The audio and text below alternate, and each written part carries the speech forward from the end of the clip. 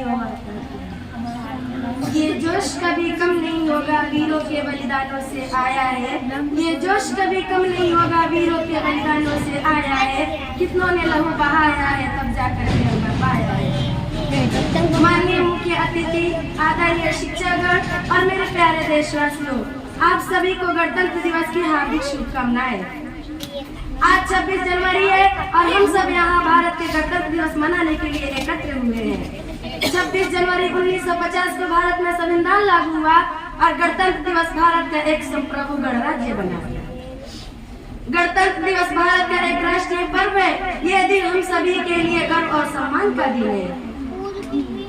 हमारा ये संविधान दुनिया के बड़े लोकतंत्र का मार्गदर्शन करता है और ये संविधान हमें न केवल अधिकार देता है बल्कि अपने कर्तव्य को निभाने का जिम्मेदारी भी देता है।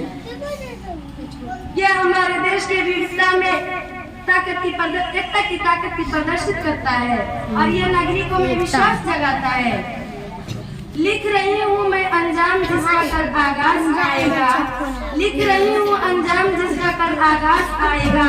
मेरे लहू का हर एक कतरा इनकलाब लाएगा।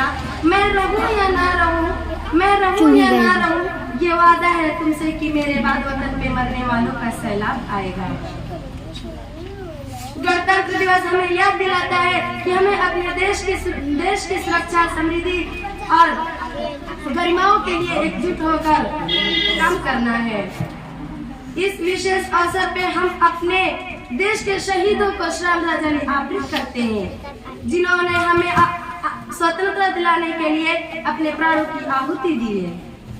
तो आइए हम सब मिलकर अपने देश को समृद्धि और शक्तिशाली राष्ट्र बनाने के लिए प्रण लें। सपनों में भी बसी है तिरंगा की शान, सपनों में भी बसी है तिरंगा की शान, ताकत से बढ़कर है भारत की सम्मान।